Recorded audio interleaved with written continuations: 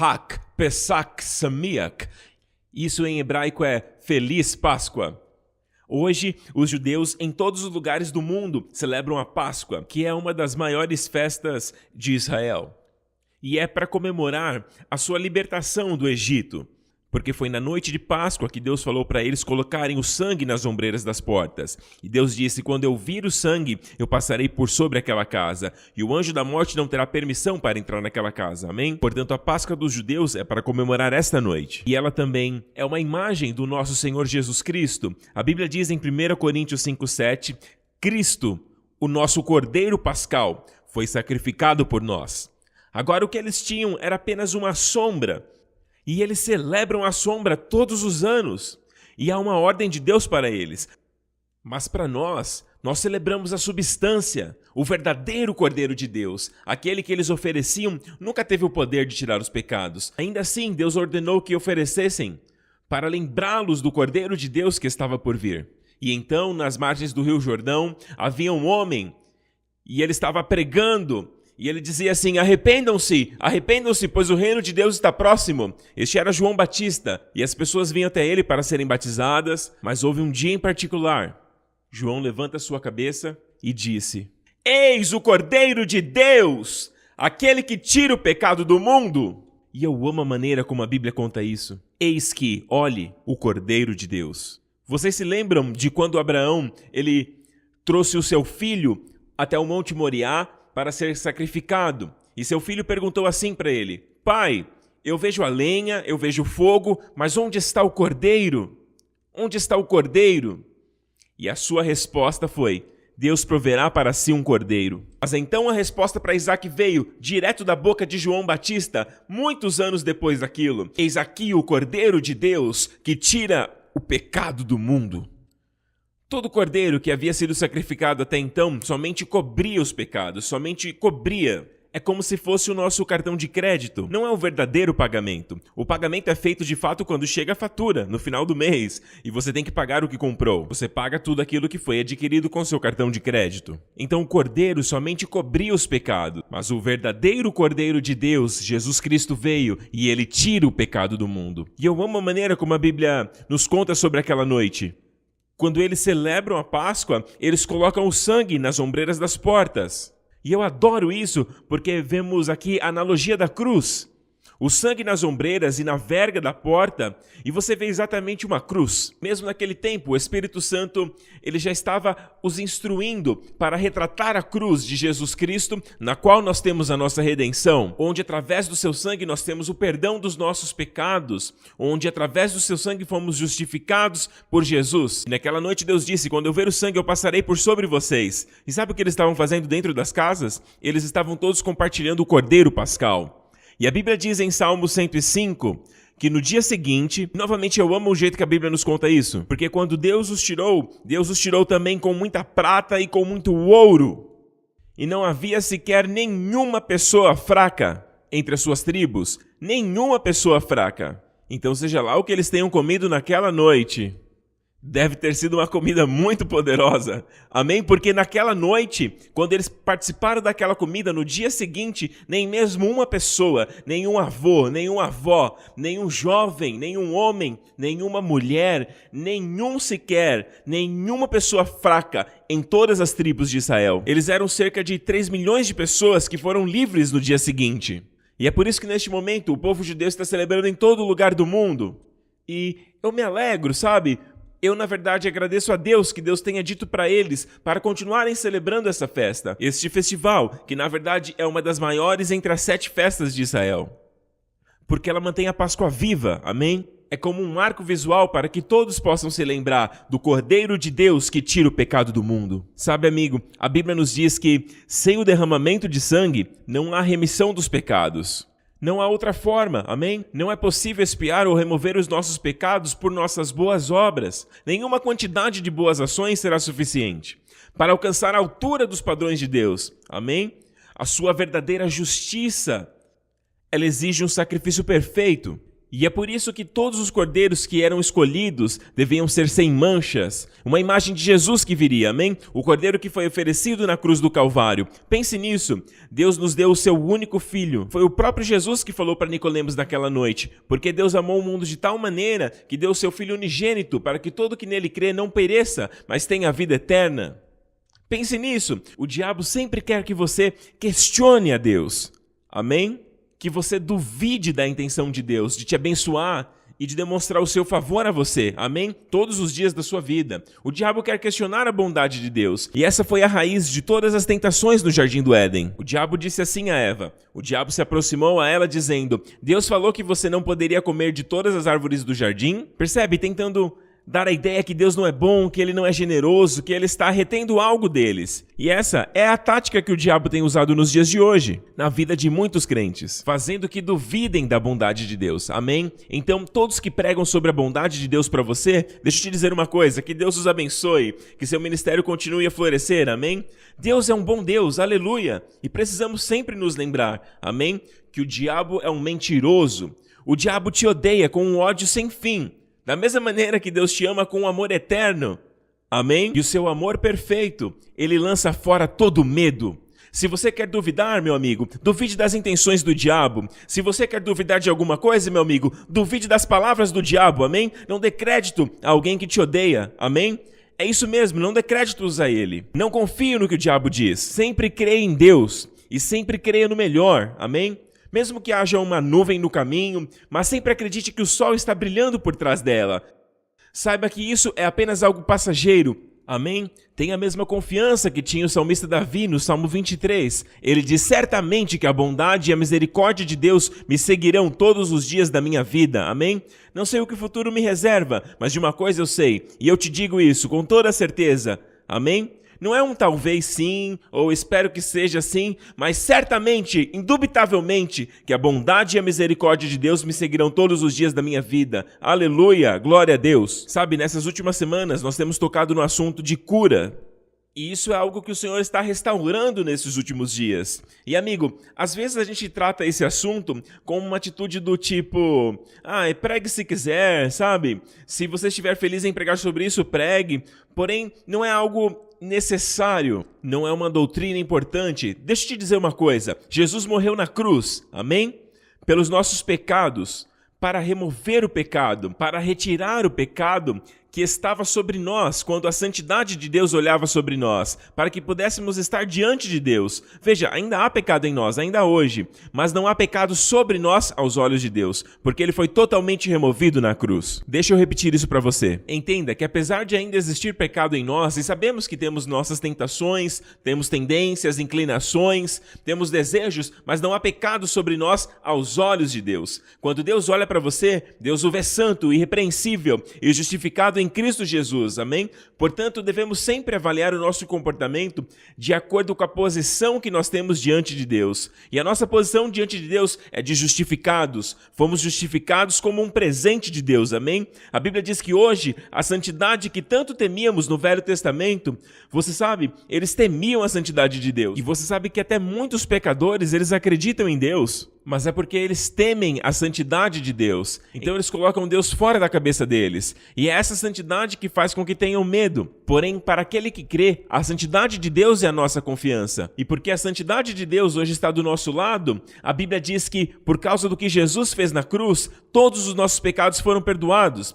Então, hoje, a santidade de Deus, ela exige a sua absolvição. A santidade de Deus exige a sua justificação. A santidade de Deus quer que você saiba que você foi justificado.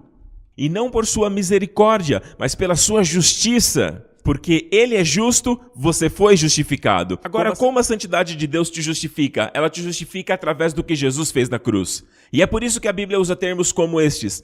Quando confessamos nossos pecados, Ele é santo e justo. Já repararam isso? Observe que não é porque Ele é misericordioso e bondoso, porque isso Ele sempre é, glória a Deus. Mas o verso diz que Ele é santo e justo. Estes são termos judiciais, amém? Para perdoar nossos pecados e nos purificar de toda injustiça, Ele nos justificou por conta daquilo que Jesus pagou na cruz por nós. Amém, meu amigo? E hoje o pior pecado, o pecado mais vergonhoso que alguém pode cometer, o pior tipo de pecado que alguém pode cometer é não acreditar naquilo que o Senhor Jesus Cristo fez na cruz. Quando a justiça de Deus, ela está declarando, eu declaro a sua justiça através do sangue do meu filho. Você não está crendo em Deus quando você questiona a sua justiça, quando você questiona a sua santidade, amém? É o pior tipo de pecado que você pode cometer. E amigo, essa é a coisa mais importante que podemos receber do Senhor, amém? E todos podem receber isso do Senhor. Salvação, o perdão dos pecados, nascer de novo, ter uma nova posição diante de Deus. Quando Deus olha para você, Ele vê um homem justo, Ele vê uma mulher justa. Isso não é maravilhoso? Você não acha que essa é a maior bênção de todas? Mas se eu perguntasse para você, na sua opinião, qual seria a maior bênção que alguém poderia receber da parte do Senhor, o que você diria? Qual você acha que é? Certamente seria a cura, de acordo com a Bíblia. E a Bíblia diz em Salmo 103, ela diz assim, bendize ao Senhor, ó minha alma, e não se esqueça de todos os seus benefícios. Veja o primeiro benefício, que é o maior de todos, é Ele quem perdoa todas as nossas iniquidades. Então você vai concordar comigo, não é verdade, que o perdão de todos os pecados é a maior bênção que nós podemos receber de Deus, amém? Mas veja a segunda bênção, quem cura todas as suas enfermidades, quem cura todas as suas doenças. Você vê a prioridade que Deus dá à cura? Ela vem logo após a salvação. E muitas vezes, sabe, até mesmo o próprio Jesus, quando ele curava, ele dizia, os seus pecados foram perdoados. Lembra-se daquele homem que estava numa maca e desceram ele do telhado, os amigos abriram o telhado e desceram aquele homem para o lugar onde Jesus estava, porque havia ali uma multidão. Quando Jesus olhou para o homem, obviamente ele precisava de cura, mas Jesus disse para ele, os seus pecados estão perdoados. A primeira coisa, amém, é preciso ter certeza que os pecados estão perdoados antes de receber a cura. Sempre lembre-se disso. Uma das principais razões pela qual as pessoas não recebem a cura, eu creio que é porque elas têm uma condenação dentro delas. Algum tipo de culpa que elas sentem, alguma condenação que elas receberam, amém? Portanto, elas carregam um sentimento que não são dignas o suficiente, não merecem a cura, não são santos o suficiente para receber uma cura. E meus amigos, temos que erradicar isso, amém? Quando Jesus andou na terra, ele não curou as pessoas porque elas eram suficientemente santas, nenhum deles era. Mas a Bíblia diz que tantos quanto o tocaram. Agora, ele não saiu por aí curando todo mundo em Israel. Não, nem todo mundo em Israel foi curado. Nem todo mundo em Israel foi curado, mesmo enquanto Jesus estava lá. Mas a Bíblia diz que todos aqueles que o procuraram para tocá-lo, todos aqueles que clamaram por ele, que atenderam ao seu chamado, todos eles foram curados. Amém? É muito importante para nós sabermos disso. E Jesus disse, quem vê a mim, também vê o meu Pai. Então, quer saber a vontade de Deus em relação à cura? Olhe para Jesus, o Jesus dos evangelhos, não o Jesus da imaginação das pessoas, ou da perspectiva de determinadas igrejas, ou da opinião de alguém, mas o Jesus da Bíblia. Conforme revelado, especialmente no livro de Mateus, Marcos, Lucas e João, você vê Jesus passando e curando todos os que estavam oprimidos pelo diabo. Sabe, amigo, se cura não tivesse tamanha importância, se cura não fosse algo tão importante, por que Jesus sairia por aí curando? Por todo lugar que ele passava, ele curava. Onde quer que ele fosse, ele curava. Ele poderia simplesmente ter andado aí perdoando as pessoas. Poderia dizer, seus pecados foram perdoados, os seus pecados foram perdoados. Mas ao invés disso, a Bíblia diz que ele, por onde passou, ele curava. Ele curou todas as doenças que haviam entre as pessoas. O próprio Senhor nos deu exemplo. Onde quer que ele fosse, a Bíblia diz como Deus ungiu a Jesus de Nazaré com o Espírito Santo e com o poder, o qual andou por toda parte fazendo bem e curando a todos os oprimidos do diabo. Andou por toda parte fazendo bem. E qual é a ideia de Deus sobre o que é fazer o bem? É curar, curando todos que estavam oprimidos pelo diabo. Observe que são doenças que vieram da parte do diabo, não vieram de Deus. Não era algo para ensinar uma lição, curando todos os oprimidos do diabo, amém? Deus é a cura, amém? Deus te ama e Deus quer te curar, amém? Glória ao nome de Jesus. Portanto, cura é uma prioridade para Deus. A propósito, até mesmo o homem para quem Jesus disse que os seus pecados sejam perdoados, ele prosseguiu e curou aquele homem. Levante-se, pegue a sua cama e ande. Aquele homem foi curado. Portanto, o poder de cura que Jesus ministrou é demonstrado em sua vida, em toda a sua trajetória, onde quer que fosse. E, por favor, não espiritualize isso dizendo, isso significa cura espiritual, esse papo. Amigo, quando nós nascemos de novo, nós fomos curados espiritualmente. Literalmente, nós fomos recriados, fomos regenerados. Aliás, é isso que significa nascer de novo, amém? Agora nós precisamos de cura para nossas mentes, precisamos de cura nas nossas emoções, no nosso corpo. Essas partes precisam de cura, amém? As nossas emoções, a nossa mente, da depressão. Hoje em dia vivemos uma avalanche de doenças da mente e tudo mais. Deus quer curar você dessas coisas, amém? Deus quer curar o seu corpo. Glória a Deus. Aleluia. Portanto, quanto mais eu penso sobre isso, quanto mais eu olho para a Bíblia, vejo que não posso ignorar o fato de que cura é uma prioridade no coração de Deus. Agora eu entendo porque muitos líderes negligenciam a cura. É porque eles ficam intimidados pela cura. Preste atenção nisso. Eu vou explicar. Sabe, o diabo foi muito bem sucedido em disseminar essa ideia entre nós cristãos, este pensamento, essa ideia de que muitos têm. Sabe, e se eu orar por essa pessoa, e se eu orar por alguém e ele não for curado? E ele disseminou esse pensamento com muito sucesso ao longo de todos esses anos, ao ponto que, quando as pessoas olham para algumas doenças, elas ficam intimidadas, elas têm medo de lidar com os resultados, especialmente se forem resultados negativos, entende? Então, se torna mais fácil dizer, eu não acredito que cura física seja para esses dias, sabe? Por conta desse medo que você tem de alguém olhar para você e pedir para você orar por alguém, e de repente a pessoa não é curada. E você quer saber? Isso é somente o nosso ego. O nosso ego é que fica preocupado em ter uma boa aparência e tudo mais. Ei, continue orando, porque essa é a vontade de Deus, até mesmo para nós, para continuarmos crendo em curas, continuar orando, ministrando cura aos enfermos. Nem sempre temos resultados 100%, mas quer saber de uma coisa? Hoje em dia temos muito mais resultados na nossa igreja, muito mais do que víamos antes quando não enfatizávamos a cura, quando não ministrávamos cura, quando não ensinávamos sobre cura. Agora que estamos ministrando sobre cura, estamos vendo mais e mais resultados. E nós estamos nesse processo, aprendendo cada dia mais e mais sobre cura.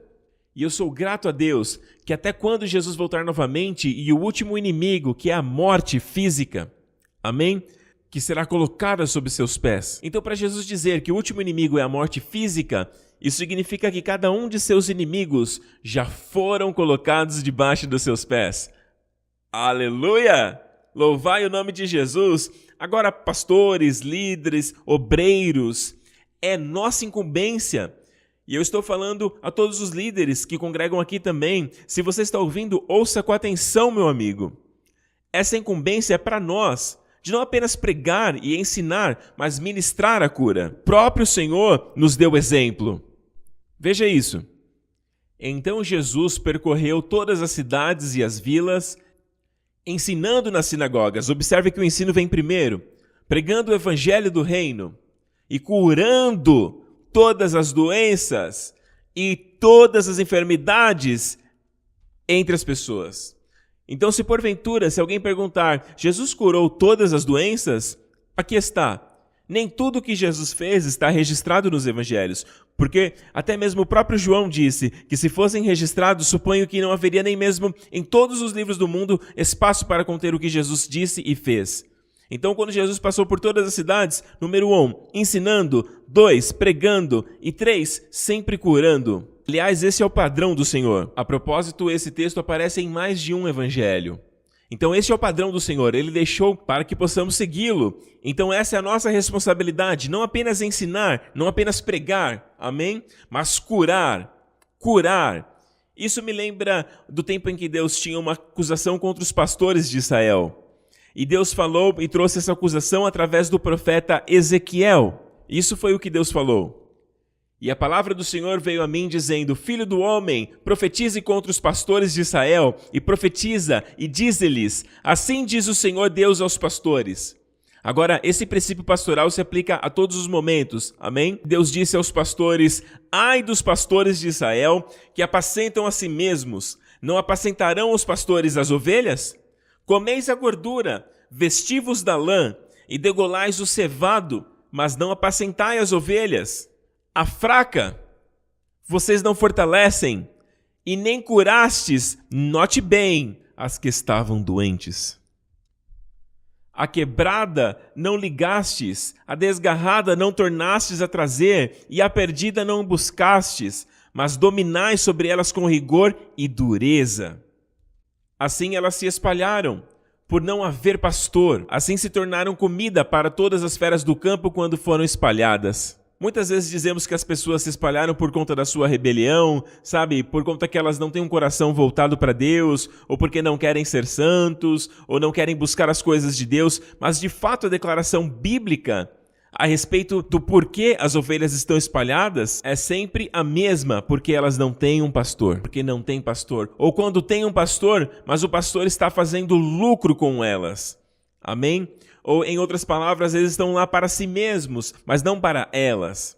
Agora, amigo, uma das coisas que Deus fala é sobre as que estavam fracas e você não fortaleceu, ou as doentes que você não curou. É muito claro aí no texto. Na verdade, quando eu leio isso, eu recebo um grande encorajamento, porque se Deus me responsabiliza por não curar os enfermos, se Ele dá essa responsabilidade a mim e a todos nós líderes, pastores, líderes de células, amém? Se Deus nos responsabiliza por não fortalecer o fraco, por não curar os enfermos, isso significa que Ele nos deu autoridade e nos deu o poder para fazer isso. E o fato de não fazermos é um abandono do nosso dever. Amém?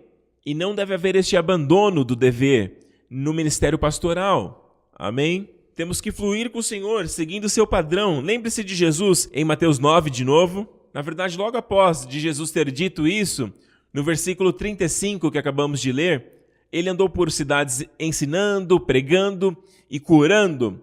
E o próximo versículo diz: vendo ele as multidões, foi movido de profunda compaixão por eles, porque elas estavam aflitas e exaltas, como ovelhas que não têm um pastor. Como ovelhas que não têm um pastor.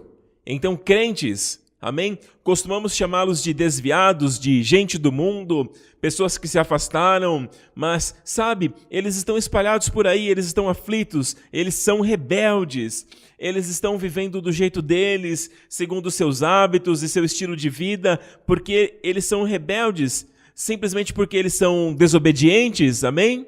Não, diz a Bíblia que eles são ovelhas sem pastor, porque quando eles têm um pastor, o Senhor é meu pastor e nada me faltará. O versículo não diz, porque eu tenho muitos amigos e eles vão cuidar de mim e por isso nada me faltará. Não, não diz assim. Não diz eu tenho uma boa educação, amém? Então nada me faltará. Também não diz assim, eu pertenço a uma família rica, próspera, sabe? Meu futuro está garantido, então nada me faltará. Não, não diz assim. Também não diz, por conta da minha inteligência, amém? Porque eu conquistei isso, conquistei aquilo, nada me faltará. Não, a Bíblia diz, porque o Senhor é o seu pastor. Por isso nada vai te faltar. Não é nem mesmo porque o Senhor é seu Salvador. Graças a Deus, amém? Graças a Deus que Ele é o nosso Salvador. Mas quando o Senhor é o nosso pastor, significa o quê? Que permitimos que Ele nos apacente. É isso que os pastores fazem. A principal tarefa de um pastor é conduzir o rebanho às pastagens. Amém? É alimentar o rebanho. Amém? Então fortalecer os fracos, derramar o azeite e o vinho. Isso é pastorear. Isso é cuidar do rebanho, amém? É alimentar o rebanho, é cuidar do rebanho. Você se lembra o que Jesus respondeu a Pedro em 2 das 3 vezes, das quais Jesus perguntou a Pedro, você me ama? A reação do Senhor, a resposta do Senhor a Pedro foi, alimente os meus cordeirinhos, alimente as minhas ovelhas. Então, 2 das 3 vezes, e a terceira, na verdade, ele disse, apacente as minhas ovelhas. Mas 2 vezes das 3, ele disse, alimente. Alimente os cordeiros, que são os jovens. Alimente as ovelhas, que são os adultos. Amém? A linguagem de amor do Senhor, ela é assim. É como se ele dissesse a todos nós, você me ama mais quando alimenta as minhas ovelhas. Você me ama mais quando você alimenta as minhas ovelhas. Você está com fome da palavra de Deus? Eu amo alimentar vocês porque demonstro meu amor por Ele, de uma forma que Ele de fato aprecia, na forma da sua linguagem de amor. Amém? Alimente minhas ovelhas. Na verdade, em Cantares de Salomão diz, a mulher estava perguntando, e a mulher aqui é uma tipificação da igreja, amém? Do crente. E os crentes estão perguntando, dize-me, ó meu amado, amado da minha alma, onde apacentas o teu rebanho, onde o fazes repousar pelo meio-dia? Então ela quer duas coisas. Ela quer saber onde a comida está, onde você apacenta o seu rebanho, comida. E ela também quer saber onde pode se encontrar descanso, onde você faz seu rebanho descansar ao meio-dia. E a resposta vem, e é tão lindo. O Senhor poderia ter dito a ela, mulher, ou Delohém, se fosse chamá-la pelo nome, mas em vez disso ele diz, se tu não sabes, ó mais formosa entre as mulheres. Eu amo isso, eu amo a maneira como o Senhor se dirigiu a nós, amém? E nós estamos de fato fazendo a pergunta, significa que não sabemos, mas mesmo assim, apesar da nossa ignorância, Ele nos vê com olhos de graça, e Ele nos vê como a mais bela entre as mulheres. A mais bonita entre todas as mulheres. Aos olhos de Deus, aos olhos do Senhor, é assim que Ele nos vê, é assim que Ele vê você e eu. Amém? Ele diz, se você não sabe, ó mais formosa entre as mulheres, siga os passos do rebanho e alimenta os teus cabritos junto às tendas dos pastores. Então a resposta para a comida que ele estava pedindo e também para o descanso, quando fica muito quente ao meio-dia, e de fato fica muito quente, o pastor vai guiar o rebanho para algum riacho próximo, onde há muitas árvores, muita sombra, para o rebanho comer bem de verdade, e então eles vão descansar debaixo da tenda. Amém? E é assim que ele faz o rebanho descansar ao meio-dia. E o Senhor diz, se você quer saber onde encontrar o alimento, o sustento, o descanso, amém? É o que você precisa fazer. Siga as pegadas do rebanho. Em outras palavras, permaneça no povo de Deus. Amém? Permaneça na igreja, esse é o significado das pegadas do rebanho. Siga o rebanho, nós somos a igreja, não fomos criados para viver sozinhos. Nós não fomos criados para ser assim. Sabe, a Bíblia, especialmente no Novo Testamento inteiro, fala sobre amar uns aos outros, suportar um ao outro, perdoar um ao outro, ministrar um ao outro, cuidar um dos outros, amém? Então tudo tem a ver com comunidade. Eu sei que durante esse tempo da pandemia e tudo mais, isso tem sido muito reduzido, especialmente de forma física, mas nós estamos nos reunindo online.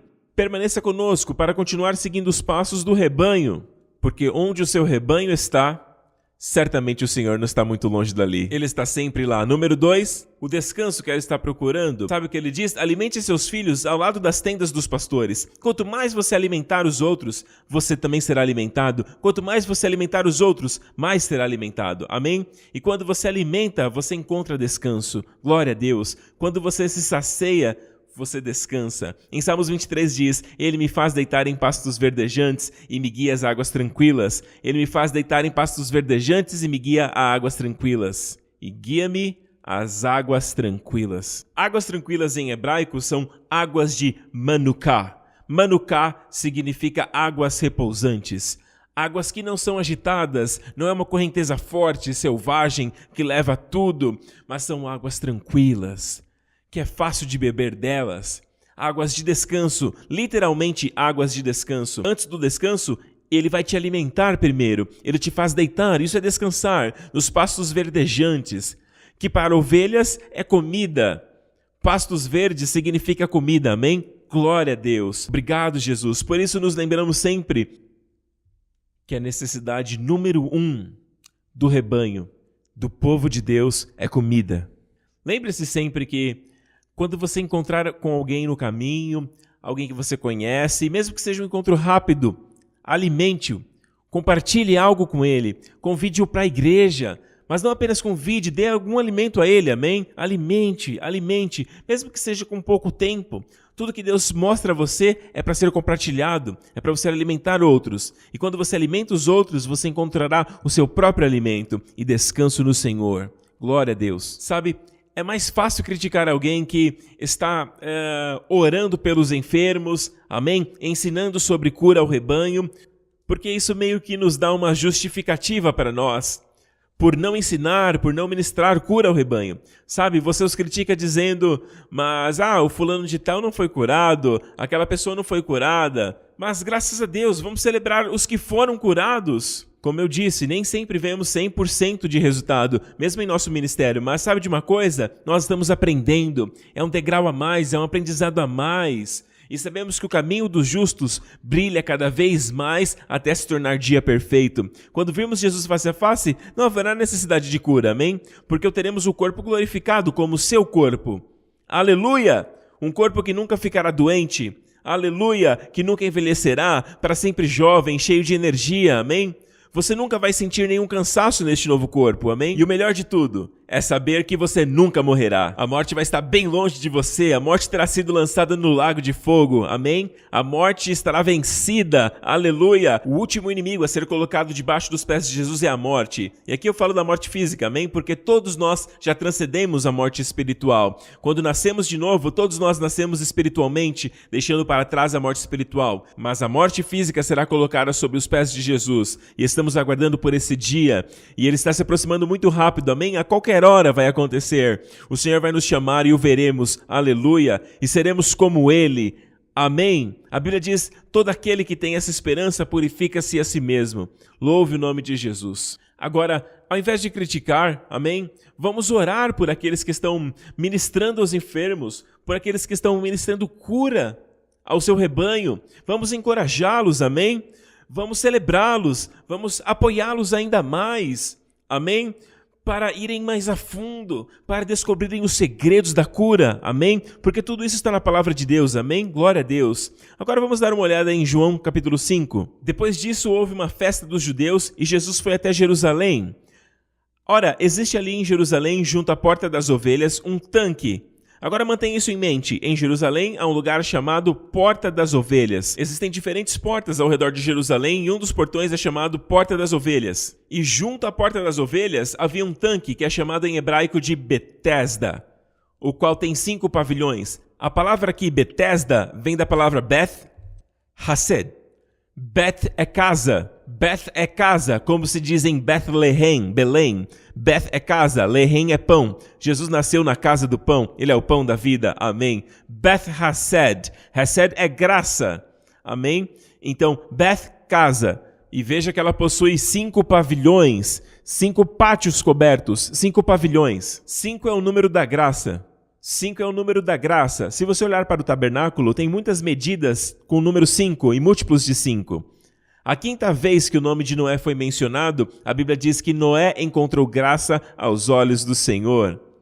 Amém? A 5ª vez que o nome Ruth foi mencionado, Ruth diz, vou encontrar graça. Amém? Então, o 5 é o número da graça.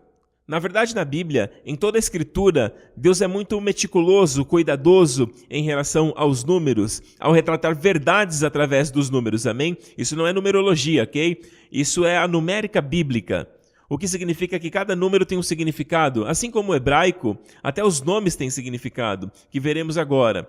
Assim como vimos agora que Betesda significa casa da graça, Hased é graça, quando o salmista Davi disse, sua misericórdia dura para sempre, significa que sua graça dura para sempre. Atualmente em Israel, eles têm o Novo Testamento em hebraico. Se você olhar para o Novo Testamento em hebraico, em todos os lugares, sabe? Estou falando sobre os crentes de Israel. Eles usam a Bíblia hebraica. Isso é óbvio, mas o Novo Testamento deles também é em hebraico. Ok? Agora, em todo lugar, onde quer que seja que a palavra graça aparece no Novo Testamento, sabe qual é a palavra lá? Hased. E lá existe uma escola, tradutor que fez essa versão, o que é a propósito uma escola maravilhosa da língua hebraica. E o tradutor, que é um homem judeu, e ele estudou por muitos anos, e ele é muito meticuloso a respeito das palavras. E ele traduziu graça como Hased.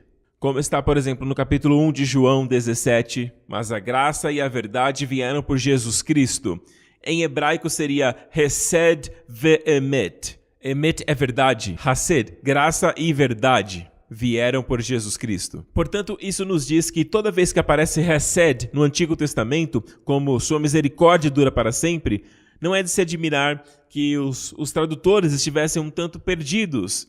Uma tradução da Bíblia diz, seu amor, sua bondade dura para sempre. Um outro tradutor diz, seu amor dura para sempre. Outra vai dizer, a sua misericórdia e seu amor dura para sempre, amém? Mas aquela palavra que capta tudo isso é a palavra graça. E a graça veio a se concretizar em sua plenitude, amém? E foi manifesta plenamente na pessoa de Jesus Cristo. A graça e a verdade vieram por Jesus Cristo, Hased. Então essa é a casa de Hased, a graça, a casa da graça. Assim como Belém é a casa do pão, Agora, eu estava me preparando para isso e o Senhor me lembrou também que, como você sabe, ele multiplicou 5 pães e 2 peixes. Se você olhar para a linguagem hebraica, não há números em hebraico. Na verdade, existem letras que simbolizam números, por exemplo. Por exemplo, a primeira letra, que é Aleph, que simboliza o número 1, ou às vezes 1.000. Dependendo do contexto. E então você tem Bet, que é o número 2, amém? Então quando eles usam o número 2, eles colocam a letra Bet, ao invés dos números, ok? Então Bet é o número 2, mantenha isso em mente. E a letra Rei simboliza o 5, o número da graça, amém? Rei é o sopro de Deus. Veja Abrão. Ele era um homem infrutífero, ele não tinha resultados, e Deus soprou em Abrão e colocou um rei, alterando o nome de Abrão. Deus tem 2 reis em seu nome, Yud, Rei, Vav, Rei. Deus soprou um rei no nome de Abraão, e Abrão se tornou Abraão, e então ele se tornou frutífero, e dentro de 1 ano a criança veio, o filho prometido veio, amém? E Deus olha para Sara, Sarai era o seu nome, e tem a letra Yud bem no final. E Yud é o número 10, que representa a lei. E Deus removeu o Yud e deu a ela um rei. O segundo rei que está no nome de Deus, Yud, Rei, Vav, Rei. Deus soprou esse rei em Sarai. E ela se tornou Sara, que significa princesa. E ela se tornou mãe dentro de 1 ano. Aleluia! Louvado seja o nome do Senhor. E sabe, é tão lindo quando você olha para os 5 pães e 2 peixes. Enquanto eu preparava essa mensagem, o Senhor me lembrou dos 5 pães e 2 peixes. Você tem o rei dos 5 pães e você tem o Bet, que representa os 2 peixes. Aleph 1, Bet 2. Então o que Deus está dizendo? Aqui literalmente, Bet é a casa, ok? Bet também retrata a casa, como você diz Bethesda, Bethlehem. Então você tem o 5, que é graça, casa da graça. Então somente na casa da graça você pode encontrar comida e suprimentos. Não se admira que o filho pródigo voltou para casa atraído pela comida, pois foi exatamente isso que ele disse, porque na casa do meu pai há pão suficiente e de sobra. Amém? Há pão suficiente e de sobra. E Jesus demonstrou que ele é o pão da vida. Amém? Na casa do pão, aleluia. Portanto, hoje a casa da graça, a casa do pão, é a igreja, amém? A igreja. Toda vez que você convida alguém para sintonizar a igreja, amém? E para fazer parte da igreja, você está dando a eles a maior bênção de todos os tempos, amém? De usufruírem um pedaço do céu, porque você está trazendo essa pessoa com todas as suas necessidades, com todos os seus inúmeros problemas, e você está trazendo essa pessoa para o suprimento. Na casa do Pai há pão suficiente e de sobra. E por falar nisso, Jesus chamou a cura de pão dos filhos. Amém? Tem tudo a ver com alimentar. Amém? Nós comemos o pão e ficamos fortes por completo. Aleluia. De volta a João 5. Nestes jazia uma multidão de enfermos, cegos, coxos, paralíticos, esperando que se movesse a água. Porquanto um anjo descia em certo tempo, agitando-a. E o primeiro que entrava no tanque, uma vez que agitada as águas, sarava de qualquer doença que eles tivessem. Uma vez agitada a água, sarava de qualquer doença que tivesse. E novamente temos aqui uma imagem da lei. Por quê? A lei sempre exige algum esforço da sua parte para executar uma ação. Amém? Mas nós estamos falidos, estamos espiritualmente falidos, não temos nenhuma força por nós mesmos. A Bíblia diz que quando estávamos sem forças, Cristo veio e morreu por nós, amém? Mas nós somos criaturas de esforço laborioso, sabe? Nós estamos sempre tentando ser dignos o suficiente, tentamos merecer o suficiente para receber, tentamos ser santos para receber algo de Deus. É sempre trabalho e não percebemos que não conseguimos. Essa é a ideia da lei. Não farás. Ela coloca todas as coisas nas suas forças. E Deus sabia desde o começo que isso não funcionaria. O homem não consegue. Então por que Deus deu a lei? Porque pela lei vem o conhecimento do pecado. Amém? A lei é como um espelho. Ela mostra um reflexo muito verdadeiro da pessoa quem de fato você é. O seu verdadeiro eu é o que o espelho vai refletir. Mas aí você olha e vê uma mancha no seu rosto. Você olha no espelho e vê uma mancha, mas não dá para usar o espelho para tirar aquela mancha. É isso que é a lei, amém? Deus sabia que não podemos guardar a lei. Deus sabia disso, amém? Isso não significa que por não estarmos debaixo da lei, que não vivemos uma vida santa. Não, não, não, 1000 vezes não. Na verdade, quanto mais você se apaixona por Jesus, mais se afasta do pecado. Quanto mais se apaixona, você organiza as coisas que estão fora do lugar na sua vida. Se você me ama, guarde os meus mandamentos, Jesus diz. Não veja isso como, você vai me amar se guardar os meus mandamentos. Não, se você me ama, guarde os meus mandamentos, amém? E o mandamento de Jesus não são os 10 mandamentos, é para amarmos o próximo como ele nos amou. Isso significa que hoje não estamos mais sob a lei, então não cumprimos os 10 mandamentos? Não, na verdade nós superamos os 10 mandamentos. Em vez de não roubarás, nós nos tornamos generosos, amém? Nós nos deleitamos nas coisas que Deus nos deu e transbordamos na vida de outros, amém? Isso vai muito além do não roubarás. Você pode cumprir o não roubarás e mesmo assim ser alguém nada generoso. Amém? Não cometerás adultério. Bem, muitas pessoas interpretam isso como um adultério físico. Eu não vou para a cama com outra mulher que não seja minha esposa. E tá tudo certo, ok? Não, não, não, meu amigo. Se porventura você estiver olhando para alguém com olhos de cobiça, olhos de lascívia, Jesus disse que você já cometeu adultério. Sabe por quê? Porque a lei foi dada para expor cada um de nós. Para que todos possamos perceber a necessidade de um Salvador. Amém? Mas agora que você tem o Salvador em sua vida, amém? Somente o pensamento de ser infiel à sua esposa, você já procura desviar desse pensamento. Isso é algo que acontece por dentro, é o Espírito Santo que está lá. É Ele que opera essa obra. Então eu quero te lembrar mais uma vez que quando você está sob a graça, é mais do que cumprir a lei, amém? O amor é o cumprimento da lei, aleluia. Agora voltando ao texto novamente. Então aquele que faz o esforço, que consegue pisar depois que o anjo mexer na água, amém? Isso implica esforço. Essa pessoa é a curada. Então, como faz o homem que é coxo, que é paralítico? Ele não consegue nem mesmo andar. E enquanto ele se arrasta, caminhando em direção à água, outra pessoa entra na frente dele. Que é exatamente o caso que a Bíblia está contando aqui. A Bíblia diz, estava ali um homem enfermo, havia 38 anos. E Jesus, vendo-o deitado e sabendo que estava assim há muito tempo, perguntou-lhe, queres ser curado? E respondeu-lhe o enfermo, Senhor, não tenho ninguém que me ponha no tanque.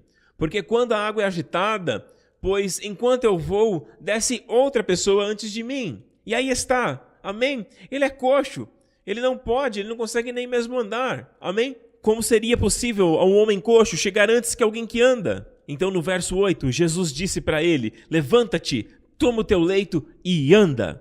E imediatamente o homem se viu curado e tomando o seu leito, pôs-se a andar. E naquele dia era sábado. E por isso disseram os judeus ao que fora curado, hoje é sábado e não te é lícito carregar este leito. Agora voltando um pouquinho para o início, a Bíblia diz que ele estava enfermo há 38 anos e este é um retrato de Israel. Porque a Bíblia diz que em Deuteronômio 2, aqui é Moisés contando essa história. E no tempo que caminhamos desde Cades-Barneia é o lugar quando os espias voltam, lembram-se? O povo confia naqueles 10 espias. E por causa disso eles tiveram que vagar pelo deserto. Vocês lembram disso? O pecado deles de incredulidade foi cometido em Cades-Barneia. O tempo que caminhamos desde Cades-Barneia até passarmos o ribeiro de Zered foram de 38 anos. Até que toda aquela geração dos homens de guerra se consumiu no meio do arraial como o Senhor lhes jurara. Então você tem esse retrato de Israel. Eles vagaram pelo deserto durante 38 anos. Desde o tempo de Cades-Barneia, onde o pecado de incredulidade aconteceu, quando eles não creram nas palavras de Josué e Caleb, mas ao invés disso, eles creram naqueles 10 homens, e novamente o número 10, e o resultado foi que eles vagaram no deserto por 38 anos. Até que todos os homens de guerra morressem. Existe algo aqui. Às vezes a lei nos permite vagar, até nós percebemos que nós não temos mais forças, até que todos os homens de guerra morressem. Aqui é uma imagem do nosso esforço, sabe? Da nossa mentalidade de trabalho para obter as coisas de Deus.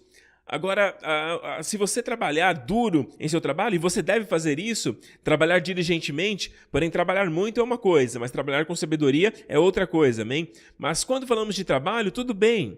Mas quando nós estamos falando das coisas de Deus, você tem que aplicar os princípios de Deus. E a maneira da qual nós recebemos as coisas de Deus hoje é através do descanso, amém? De acreditar, ou seja, descansar e acreditar. Agora, observe que quando Jesus realizou esse milagre em João 5, a Bíblia diz que, nós vamos descer ao versículo 10, ok? E diz assim: por isso disseram aos judeus ao que fora curado, hoje é sábado e não te é lícito carregar o leito. Vamos ver o que ele disse. Verso 11, ele respondeu: o mesmo que me curou me disse, toma o teu leito e anda. Imagina que você esteve deitado durante 38 anos da sua vida sem poder andar. O que é descanso para você? O que é descanso para você? O descanso seria ficar deitado ainda um pouco mais? Não, claro que não. Para quem está deitado há 38 anos, descansar é se levantar. Então Jesus disse, levante-se, pegue sua cama e ande. Levante-se, pegue a sua cama e ande. Pegue o seu descanso, amém? Agora você não consegue pegar a menos que esteja de pé. Portanto, é uma imagem da justificação. Agora que você é a justiça de Deus, pegue o teu descanso com você, amém? Pegue o seu descanso, ande com o seu descanso, não deixe o seu descanso para trás. O princípio do descanso ainda está lá. Agora que você é a justiça de Deus em Cristo, levante-se, pegue a sua cama e ande. Somente a partir desse momento, reconhecendo a sua posição de que somos justificados diante de Deus, amém? Confesse diariamente, eu sou a justiça de Deus em Cristo. Daí então você pode andar. Aí você tem o poder de andar no Espírito, de andar em santidade, de caminhar digno da glória de Deus. Aleluia, amém? Andar uma vida de vitórias, amém? E perceba o que eles disseram. Os judeus ouviram carregando sua esteira e eles disseram, hoje é sábado e não te é lícito carregar este leito. Ao que ele respondeu, o mesmo que me curou, disse, toma o seu leito e anda. Perguntaram-lhes, quem é o homem que te disse, toma o teu leito e anda? Qual foi o homem que te disse, pega o teu leito e anda? Agora deixa eu chamar a sua atenção para algo importante nesses dois versos aqui. Ele respondeu-lhes, aquele que me curou e me disse, pega a tua cama e anda. Observe que a ênfase do homem está na pessoa que o curou. Mas aí então eles perguntam a ele, quem é o homem que disse para você pegar a sua cama e andar? O foco deles estava no trabalho. O foco deles não estava no fato daquele homem ter sido curado. Agora, observe. O que é de fato sobrenatural? O que é algo que trará alegria ao seu coração? Saber que seu corpo está curado? Ou que alguém te mandou pegar uma cama e andar? Amém?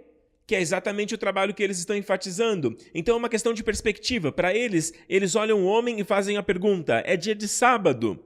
Então por que você está carregando a sua cama? E a resposta dele foi, aquele que me curou me disse, pegue a sua cama e ande. E eles disseram, ao invés de dizer, quem é este que te curou? Vamos, me diga, quem fez isso? Porque eu quero trazê-lo para ver a minha tia, eu tenho uma pessoa que está enferma na minha casa, com paralisia. Por favor, me fale quem é essa pessoa, quem te curou? Me diz quem é este homem, eu quero trazê-lo para ver meu filho, quero trazê-lo para ver a minha filha. Vamos, me diz quem é esse homem. Mas ao invés de focar nisso, e sabe, há muitas pessoas desse jeito hoje. Eles não vão focar nas 10 pessoas que foram curadas. Eles vão focar em alguém que não foi curado. E vão começar a criticar o ministério inteiro. Agora, isso é uma questão de foco, de perspectiva, amém? Eles olham para essa situação e eles se focam no trabalho. Não. Você quebrou o sábado. Você está carregando a sua cama. Quem é este que te mandou carregar a cama? Ao invés de que, quem é esse que te curou? Naquele mesmo dia eles poderiam ter sido curados também. Isso me lembra daquela vez que Jesus estava na sinagoga. Certa vez havia uma mulher que estava corcunda por 18 anos. Amém? Que é o número do anticristo. 6 mais 6 mais 6, 18. Então 18 é um número de escravidão na Bíblia. Você já leu em Juízes, após 18 anos de escravidão, aparece mais de uma vez. E ela estava encurvada. Na verdade, ela estava daquele jeito havia 18 anos. Imagine ter que reconhecer as pessoas pelos pés. Mas então Jesus a viu. Isso é incrível, porque naqueles dias, naquele tempo, as mulheres ficavam lá em cima e elas não eram vistas. A sinagoga, na verdade, era na parte de baixo, mas elas ficavam lá em cima, no lugar onde elas não poderiam ser vistas durante o culto, durante as reuniões. Mas Jesus, naquele dia, Jesus chama ela, a Bíblia diz. Mas como Jesus poderia ter visto ela, uma vez que ela andava encurvada? Quero te dizer que Jesus vê as suas necessidades, Ele vê as suas lágrimas, aquelas que você chora durante a noite sozinho. O Senhor vê você. E Ele te diz hoje, por essas lágrimas eu morri. Amém? Eu vejo cada lágrima. E a Bíblia ainda diz que Ele não joga fora, Ele põe as lágrimas numa garrafa. Amém? E para cada lágrima haverá uma recompensa, haverá uma restauração. Aleluia! Amém? E você se alegrará quando chegar o dia da restauração. Então Ele a chamou e a Bíblia diz que Jesus disse, mulher, você está liberta dessa enfermidade. E a primeira face que ela viu depois de 18 anos foi a face do Mestre, os seus lindos olhos de amor olhando para ela. E ela estava completamente curada. Depois de 18 anos de cativeiro, ela havia sido completamente curada, exatamente como o homem que foi curado após 38 anos, naquela enfermidade. Agora veja isso, continuando a história. E colocou as mãos sobre ela, e imediatamente ela se endireitou e glorificava a Deus. Mas o chefe da sinagoga, veja, um dos membros de sua igreja acabava de ser curado. Ele deveria estar muito feliz. Mas olha o que aconteceu. O chefe da sinagoga respondeu com indignação de ver que Jesus tinha curado no sábado. E ele disse àquela multidão: há 6 dias em que deve-se trabalhar. Então venham somente nesses dias para serem curados, e não no sábado. Observe a ênfase que ele dá. 6 dias nos quais os homens devem trabalhar. Portanto, venham para serem curados neles, por ele. Venha e seja curado nos dias de trabalho. Em outras palavras, ele vê a cura como um trabalho de homens. Há alguns anos atrás, o Senhor disse isso para mim. Quando eu li essa passagem, ele disse: o maior erro. Ele usou exatamente essa palavra, o maior erro que as pessoas cometeram na sinagoga. Amém? O maior erro que meu povo está cometendo ainda hoje é ver a cura operado como uma obra humana. Assim como esse homem na sinagoga, venha nos dias em que os homens trabalham e seja curado, e não no sábado. E assim o Senhor respondeu, e disse-lhe Jesus: hipócritas, cada um de vós não desprende da manjedoura no sábado o seu boi ou o seu jumento para levá-lo a beber água? Veja, então, curar os enfermos é regá-los, é dar água para eles. É matar a sede que eles têm. É dessa forma que o Senhor vê. Agora essa mulher, que é uma filha de Abraão e foi mantida presa por Satanás durante 18 anos, não deveria ela ser liberta, mesmo que seja no sábado? Observe que ambos usaram o verbo dever, mas veja a diferença da forma que usou o chefe da sinagoga. Vamos compará-lo. Há 6 dias na semana em que os homens devem trabalhar. Mas Jesus disse: não deveria essa mulher ser livre deste cativeiro, mesmo no dia de sábado? É uma questão de perspectiva. Amém? O Senhor viu a cura como uma prioridade maior do que guardar todas as regras. Amém? Amém? Ele via a cura como uma prioridade maior do que tentar, causar uma boa impressão nas pessoas. Amém? Ele enxerga a necessidade mais do que o orgulho. No entanto, para eles o que importava era a aparência. Até mesmo para os governantes das sinagogas, um dos membros acabava de ser curado. Ele deveria se alegrar, convidar Jesus para mais reuniões. O dever, todos os homens devem trabalhar. Jesus disse: não deveria essa mulher ser liberta? Eu amo os deveres com Jesus. Este deveria quer dizer, como você poderia deixar essa mulher por mais um dia sofrendo essa situação, nessa escravidão? Aleluia! E voltando a João 5, eu estou animado. Vejamos as verdades em João 5. E assim aquele que havia sido curado não sabia quem era Jesus. E Jesus havia se retirado daquele lugar porque havia uma multidão naquele lugar.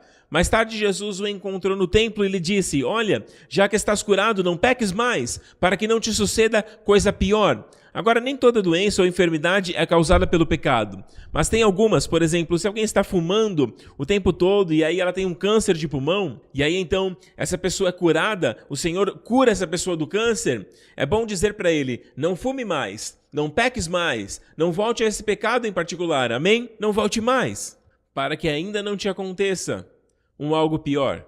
E sim, fumar é pecado, porque você está contaminando o templo de Deus, amém?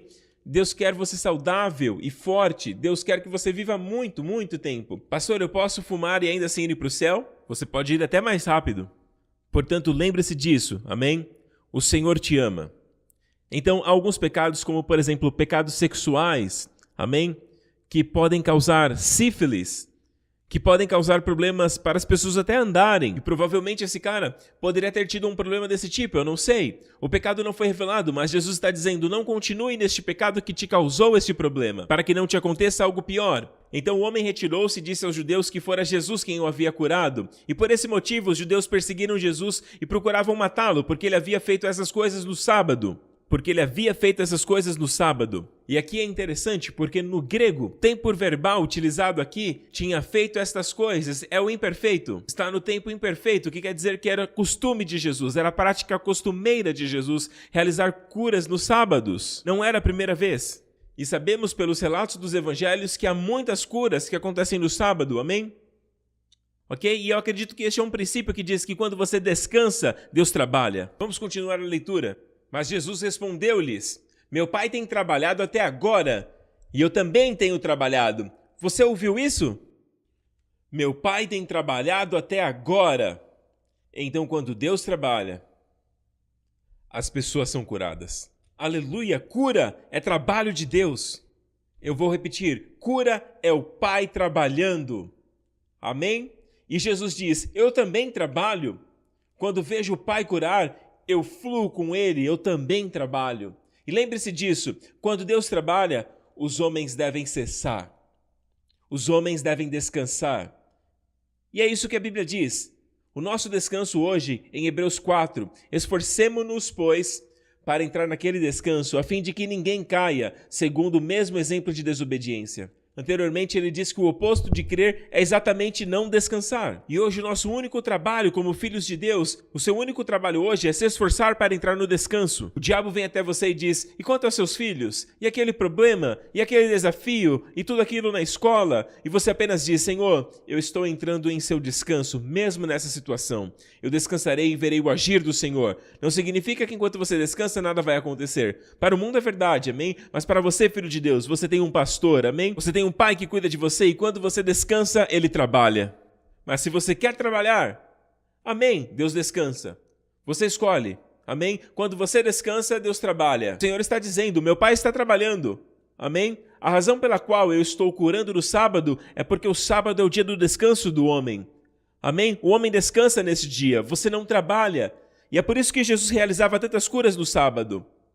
Amém? Quando o homem está no descanso, Deus pode tocar e curar. Algo importante sobre cura, eu notei que quando as pessoas aprendem sobre cura e tudo mais, uma das coisas que elas fazem, elas querem tanto ser curadas que às vezes elas entram nas obras. Elas ficam tentando e pensando: será que já confessei todos os meus pecados? Será que já confessei a palavra de Deus suficiente? Será que eu já fiz o necessário? E sempre você se encontra lutando, mas não está mais no descanso. E este é um exemplo claro de alguém que está na incredulidade. Amém? Então não faça isso. Quando você perceber que está tentando nas suas forças, pare e diga: Senhor, eu estou descansando em você. Eu estou descansando em você. Eu não tenho fé para crer na minha cura, mas estou descansando em Ti, Senhor. Então que a Tua fé me leve até o fim. Eu vivo pela fé do Filho de Deus. Senhor, em relação a esta situação, minha situação financeira, Senhor, eu descanso em Ti. Senhor, eu Te agradeço porque o Senhor está trabalhando nisso. Eu sei que o Senhor está trabalhando e eu Te louvo. Meu trabalho é apenas descansar e Te louvar. Acreditar em Ti, Senhor. Obrigado, Senhor. Eu vou desfrutar do Teu amor por mim. Se você fizer isso, quando você descansar, Deus trabalhará e fará maravilhas, porque quando Ele trabalha, Ele torna todas as coisas belas. É o que a Bíblia diz. Aleluia, glória a Deus. Portanto, os judeus pensavam ainda mais em matá-lo, porque ele não só violava o sábado, mas também dizia que Deus era seu pai, fazendo-se igual a Deus. Agora, antes de eu encerrar, eu quero apenas compartilhar com você. Sabe, às vezes quando nós estamos com fome, às vezes sentimos aquela fome que nós não sabemos do que é. Nós pensamos que queremos alguma coisa física, então a gente vai até a geladeira, mas é algo mais profundo que comida. Então nós tentamos nos entreter assistindo algum seriado favorito, e quando acaba você ainda está com fome e você vai deitar com fome. Você sabe o que é isso? Você não está se alimentando da palavra de Deus. E o Espírito de Deus está te avisando. Essa fome significa que você está vivo, amém? Essa fome significa que você anseia por algo maior, que este mundo não pode suprir, amém? E todos os filmes e todo o entretenimento do mundo não podem fornecer a você o alimento que essa fome anseia, o alimento que essa fome necessita, porque você foi criado para algo maior, amém? Para coisas grandes. Você tem um gosto elevado agora, amém? Sabe quando você não tem vontade de determinadas coisas?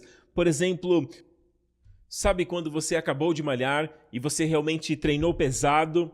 Você tem vontade de comer chocolate, sorvete, doces? Não, na verdade, depois de treinar, você não quer desperdiçar aquilo que você treinou e todas as calorias queimadas. Normalmente o que você faz? Você come comida boa.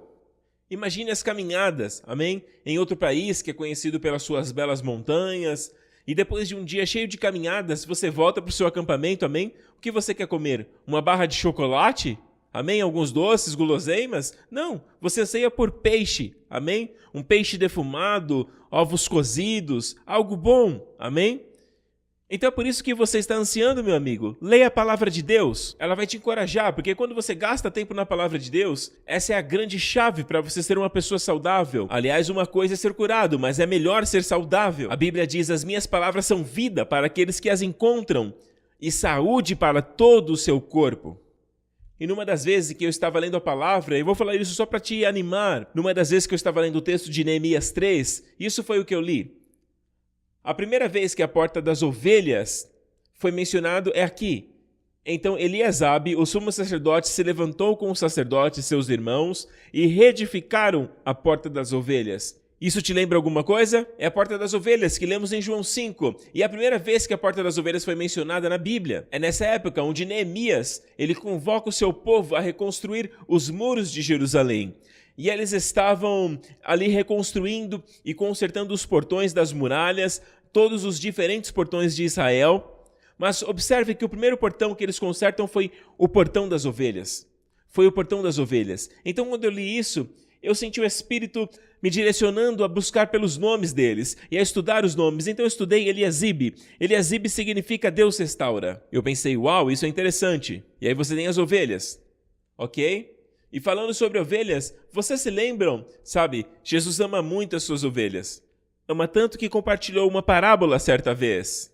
Qual de vocês que tendo 100 ovelhas, se você perdesse uma, não deixaria as 99 no deserto e sairia para encontrar a que se perdeu, até que a encontrasse?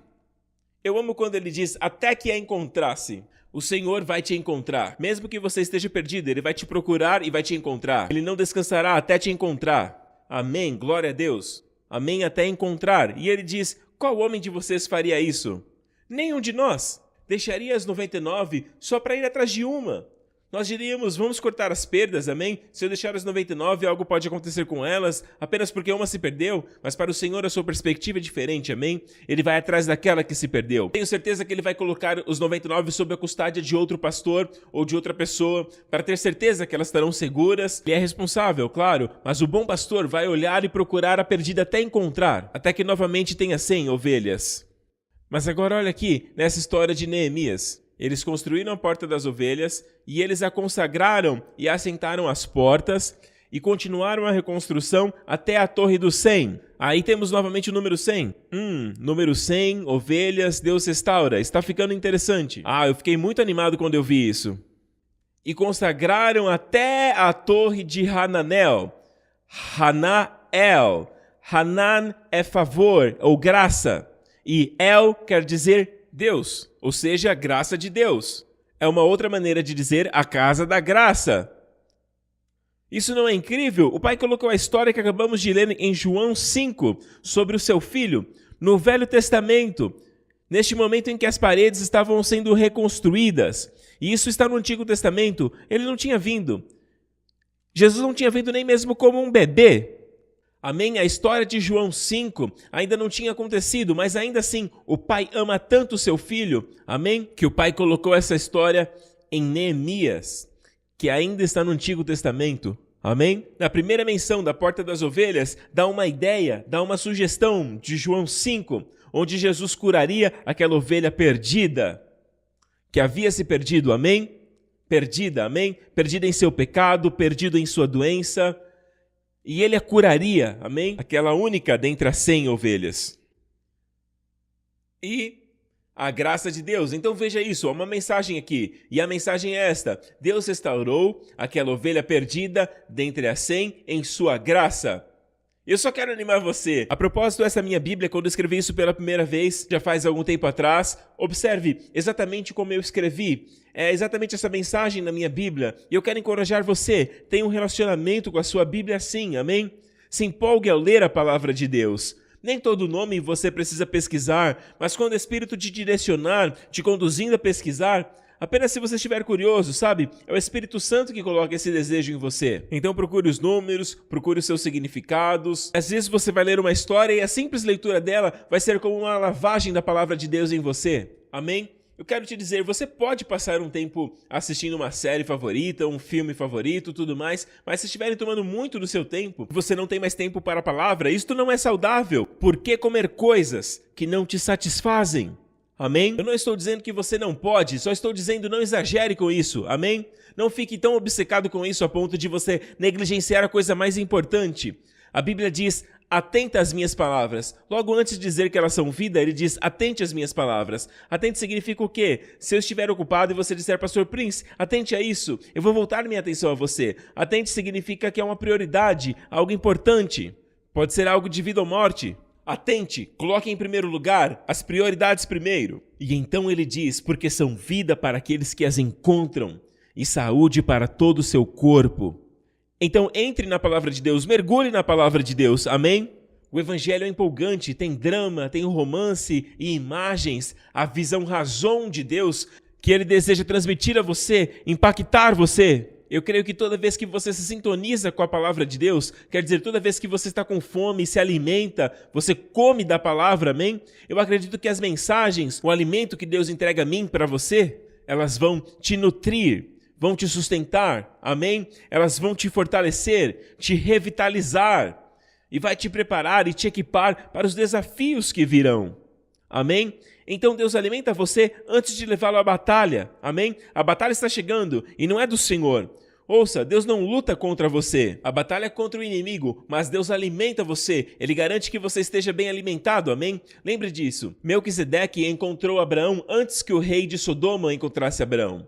O rei de Sodoma é a imagem do diabo, Melquisedeque é a imagem do Senhor Jesus. Deus sempre vai te alimentar antes de sua tentação, antes do seu teste, antes da sua luta, antes da sua batalha, amém? Ele fortalece você. Então, quando Deus quiser alimentá-lo, permita que Ele o alimente, amém? Louvado seja o nome de Jesus. Obrigado, Senhor. Aleluia.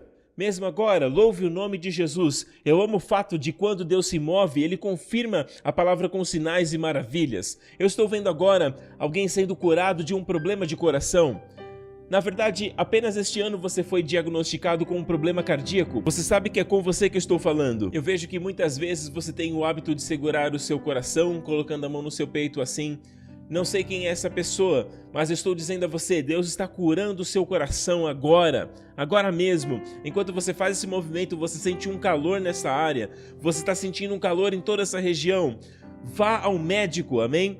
Faça uma verificação completa. Eu creio que Deus está curando você agora. Receba agora, em nome de Jesus. Tome posse dessa cura agora, receba.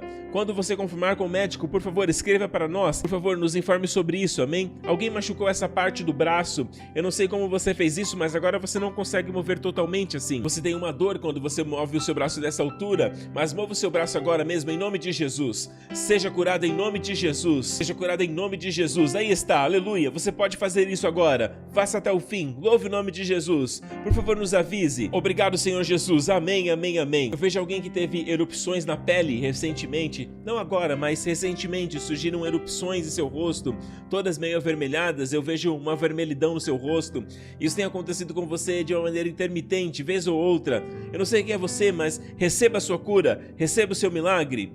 Aquele que fez o coxo andar no tanque de Betesda, este homem foi glorificado e hoje está à destra de Deus o Pai. E eu declaro a cura sobre você neste momento, em nome de Jesus. Receba seu milagre. Aleluia, aleluia. Obrigado, Senhor Jesus. Amém. Há também uma criança com um problema cardíaco, um problema infantil. Veja uma criança entrando e saindo do hospital. É uma criança com algum tipo de problema cardíaco. Me parece um buraco no seu coração e eu vejo Deus segurando em suas mãos o coraçãozinho dele, e eu vejo o coraçãozinho dele nas mãos do Senhor, e o Senhor está trabalhando agora, e o coração está ganhando uma nova forma. Ele está amando essa criança. Tem cura para você, tem cura para o seu filho agora, em nome de Jesus. Receba essa cura. Receba esse milagre neste momento. Obrigado, Senhor Jesus. Obrigado. O Senhor é tão compassivo. Ele ama o seu rebanho. Como Ele ama o seu rebanho, Ele está derramando o azeite e o vinho. Derramando o azeite e o vinho agora. Eu vejo alguém que tem um problema nas articulações. Às vezes ela fica inchada, ela fica inflamada com frequência. E quando você foi ao médico, disseram a você que você range os dentes. Amém? E isso pode parecer pequeno para algumas pessoas, mas Deus está te chamando agora para te curar. Amém? Receba essa cura agora mesmo, em nome de Jesus. Receba esse milagre, em nome do Senhor Jesus. Amém, amém, amém. Aleluia. Louve o nome do Senhor Jesus. E aqui vamos nós. Louvado seja o Senhor. Há pessoas com todos os tipos de doenças nas costas, na sua cervical, na lombar. Há pessoas com dor na cervical, outros com dor na região lombar. Na verdade, na região lombar é uma dor aguda. É como se alguém estivesse enfiando uma espada nas suas costas. Vocês estão sendo curados agora, nesse momento, em nome de Jesus. Receba esse milagre. Outra pessoa com um problema na lombar está sendo curada agora. Eu vejo uma senhora que tem dificuldades em ficar sentada por muito tempo porque o seu cóccix dói. E é uma dor que você não consegue sentar por muito tempo. Agora há um calor nessa área. Deus está curando você. Receba o seu milagre em nome do Senhor Jesus Cristo. Amém, amém, amém. Deus está estabilizando. Veja alguém que tem um problema na próstata. Deus está curando sua próstata, reduzindo o tamanho de sua próstata. Acho que é uma próstata dilatada, que o Senhor está reduzindo o tamanho dela agora, em nome de Jesus, amém? Você tem uma próstata totalmente nova, aleluia, curada em nome de Jesus. Obrigado, Senhor Jesus, obrigado, Senhor Jesus. Uma sinusite está sendo curada agora. Na verdade, você vai conseguir respirar agora pela primeira vez em alguns dias. Você vai respirar livremente agora em nome de Jesus. É como se Deus estivesse secando os seus sinos, curando suas cavidades nasais de todas as doenças em nome de Jesus. Receba essa cura agora mesmo. E todos os tipos de coisas estão acontecendo muito fácil agora. Muitos tipos de cura, milagres. Eu vejo câncer sendo curado em nome de Jesus. Obrigado, Senhor Jesus. Um câncer relacionado à sua área gastrointestinal. Seja curado agora em nome de Jesus. Receba seu milagre agora. Receba descanso. Creia, diga, Senhor Jesus, eu recebo o seu milagre em nome de Jesus. E isso é tudo que você precisa fazer, amém? E permaneça em seu amor, sinta o amor dele, a fé opera por meio do seu amor, amém? Sinta o seu amor por você e pela sua família, glória a Deus, obrigado. Você está sendo curado agora em nome de Jesus. Outro problema na coluna, na parte superior, sabe, na parte da cervical, na parte superior, no centro das costas, no meio dos ombros. Alguém tem dor ali e agora toda a dor foi embora, amém? Louvado seja o nome de Jesus. Problema no joelho, amém? Seja no joelho direito, esquerdo ou mesmo em ambos. Deus está curando as doenças de joelho agora. Pule para cima, para baixo, não fica apenas sentado aí. Pule, tome posse em nome de Jesus Cristo. Pai, eu declaro a sua cura sobre todos que estão sintonizados agora, Senhor.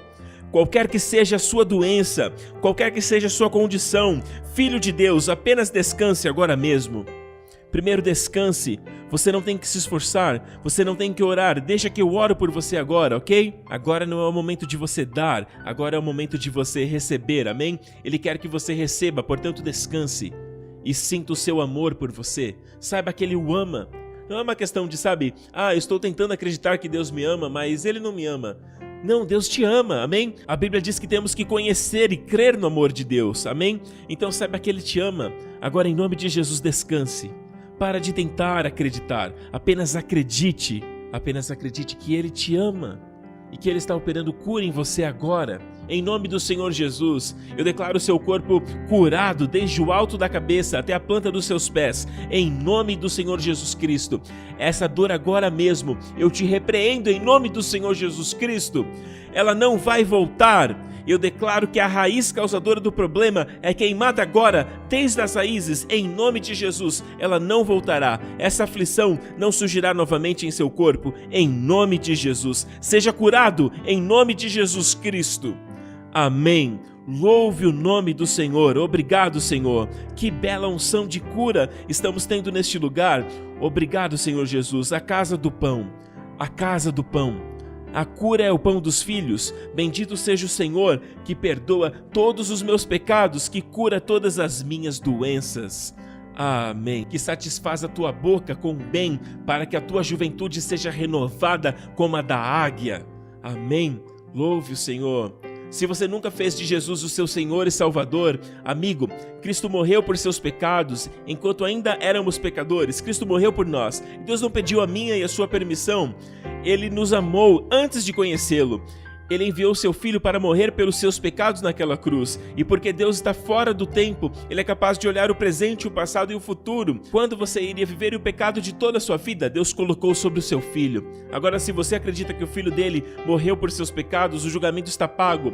Deus nunca mais poderá puni-lo por seus pecados, porque Cristo levou todos os seus pecados na cruz. Portanto, se você crê em Cristo, portanto, agora nenhuma condenação há para você. Amém? Da parte de Deus, porque você está agora em Cristo Jesus. Amém? Então, por favor, ore comigo agora. Diga assim: Deus Pai, eu te agradeço por Jesus Cristo, o seu Filho amado. Eu confesso Jesus Cristo como o meu Salvador e o meu Senhor, e eu te agradeço que Cristo morreu pelos meus pecados e o Senhor o ressuscitou dos mortos. E lá eu fui absolvido, eu fui justificado nele. Eu agradeço, Pai. Eu estou ansioso pela vinda do meu Senhor Jesus. E até então, o Senhor é o meu pastor e de nada eu terei falta em minha vida. Obrigado, Pai, em nome de Jesus. Amém, amém. Igreja, fique de pé se puder, louve o nome de Jesus. No próximo domingo, não se esqueça, é o domingo da ressurreição. É um momento muito especial para nos lembrarmos do dia da ressurreição do Senhor. Ele derrotou a morte por todos nós, amém? Ele a deixou para trás do sepulcro. Todos os nossos pecados e todas as nossas doenças e todas as maldições, amém? Ficaram para trás quando o Senhor ressuscitou. Na verdade, Ele carregou tudo em seu corpo na cruz. E no momento que Ele ressuscitou, Ele deixou tudo para trás, amém? Completamente julgado e lançado fora, aleluia. Não se esqueça de convidar um amigo, amém? Não se esqueça de convidar alguém. Qualquer pessoa que Deus colocar em seu coração, qualquer pessoa que o Espírito te conduzir a chamar, apenas obedeça o Senhor, amém?